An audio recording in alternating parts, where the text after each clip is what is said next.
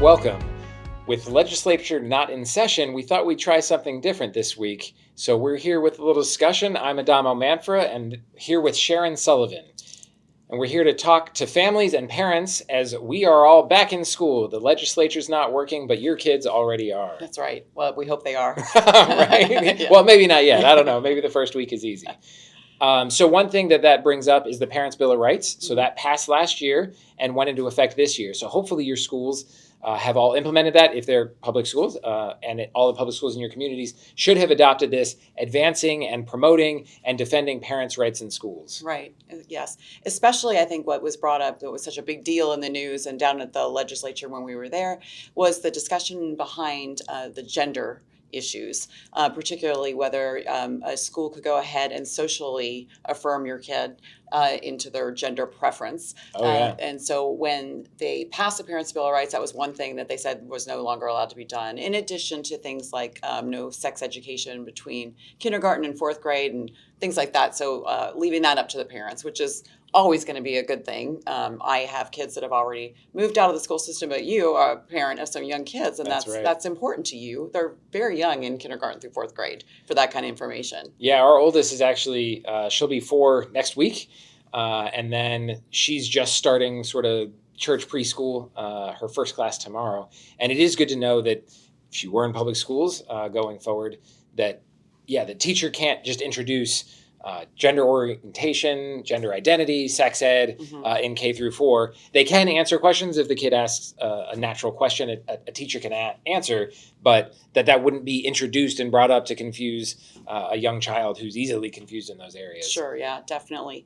I will say too, what has come to light after the Parents' Bill of Rights passed, and I think it was a heavy lift. It was not an easy bill to get across the finish line, but they did do it over Governor Roy Cooper's veto, so it was not easy. But after that, we started hearing some stories in the news about parents who were still having trouble getting access to their kids' information and whether or not a kid would consent to certain treatments or tests. For example, there was a mom who picked her 12-year-old up from school.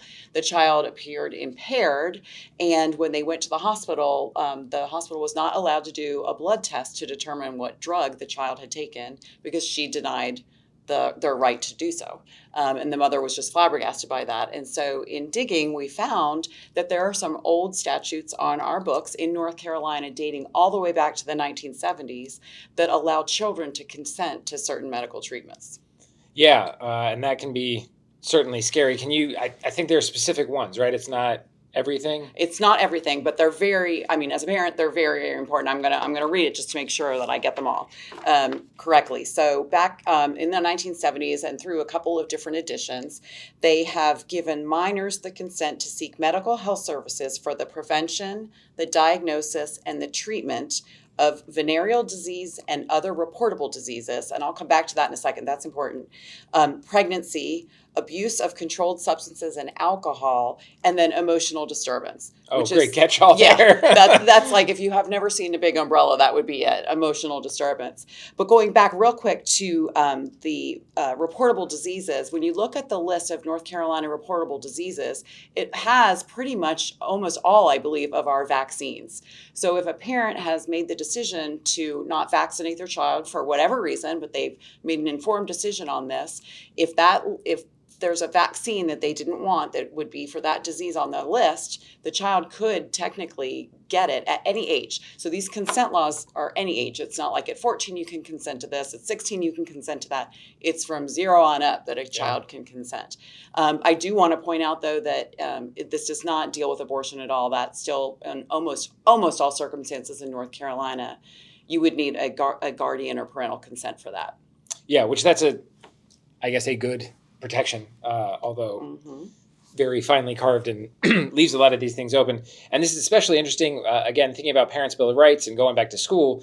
A lot of schools in North Carolina, at least 175 last time I was checking, have community school health resource centers of various levels and intricacies, some on site, some more telehealth. But effectively, our children, not mine yet, could be at their public school and just walk down the hall and effectively be in a doctor's office. And now they're in the environment to exercise these consent freedoms without your notification, and they're already there. Like Right. you're not even there to know that it's happening, and they don't necessarily have to tell you. In fact, for a lot of these things, the statute even says the medical provider is not supposed to notify you, though if you call and ask, they can tell you. Right. So, I mean, if we break this down, so we're talking about, they're not going to teach your kids about sex in school, but a kid, is particularly one with a school clinic, could go down and find out information on venereal disease or treating venereal disease. Under emotional disturbance, you might have a depressed kid who can then, whether it's at a school clinic or even just anywhere, I mean, they can go anywhere for this treatment. They go in, they tell the provider they're depressed, they give them some kind of antidepressant psychiatric drug, which sometimes come with black box warnings that you can get more suicidal before you get better. So technically, a parent could be completely unaware that their child is suicidal, depressed, anxious, and on medication that's important. And that they could end up having a situation where they have a child trying to take their own life. So these are very, very serious issues. I honestly, as a parent, cannot think of anything more important than those topics. Absolutely. Yeah. Now, one nice thing for the Parents' Bill of Rights, a couple things. So one, any medical records tied to the school or not tied to the school, parents do have access if they're through the school. If it's a separate medical record, there's some other insurance issues there. And also, because of the required notifications, the school does have to tell the parent if they're explicitly aware of the emotional disturbance issues, they are required to notify parents. So if the school personnel themselves knows about it, there is, per the Parents' Bill of Rights, they should be telling you this, we hope. But again, if they get into that clinic, the school provisions of school personnel would no longer apply under the definition of who the school personnel is. So that could create, again, these weird carve-outs. And all of this brings into absolute focus the necessity for parents to be involved and to know their kids and be the first one talking to their kids. My kids already, again, I have almost 4, 2, and 1, and my almost 4-year-old and 2-year-old already talk about like, oh, that's only for boys, and oh, that's only for girls. So they're kind of already getting that. And so I'm able to have conversations with them about the difference between boys and girls, and only girls have babies and only boys don't. And my daughter's going to be a mommy someday, she keeps saying, and she already practices. And Joseph's going to be a dad someday, so my daughter says. And those allow those conversations to happen now, so that then if they hear something weird later from someone else, that conversation has already started. Mm-hmm. Right. And I guess, yes, exactly. Parental involvement is going to be the number one thing for your child's well-being. I mean, studies show that the better the bond between the parent, the more involvement between the parent and the child, the better the outcomes for the kids. I think it's just important for everyone to know that just because the Parents' Bill of Rights passed does not mean that your kids aren't going to be able to go get treated for things that you would want to know without your knowledge. Yeah. And because they're so important, just to be aware of, if you are in a district that has school clinics, they are listed. You can find them. We may be able to find a list and link it below the story for you. Not every school has them, but like I said, you don't have to have the clinic there. If you are a child in North Carolina under those 4 categories, you can get treatment. So like you said, it's the best thing to do is to know your kid, to get to know their teachers, to get to know the principals and their friends and their parents and all of that. It's really important, especially with technology these days. Yeah, and especially you bring up technology, and that just introduces just such a gateway to everything, the internet, the world, social media, platforms, conversations. And then even if your kid doesn't have it, they're at school, whether it's private school, public school, homeschool, co-op, maybe their friend has a phone, they're on social media, they're on some website. Just so much information can hit them in ways that you can't anticipate, whether it's the algorithm prompting an advertisement or it's their friend or new friend who just is actively seeking out new things that you weren't aware of. And all of this can introduce new and ideas that you weren't ready to introduce to your children. Right. And if you haven't had that conversation yet, they might not know how to bring it up with you. And now they're having that conversation for the first time and maybe only in that environment. And so all the more important. And there are some resources out there.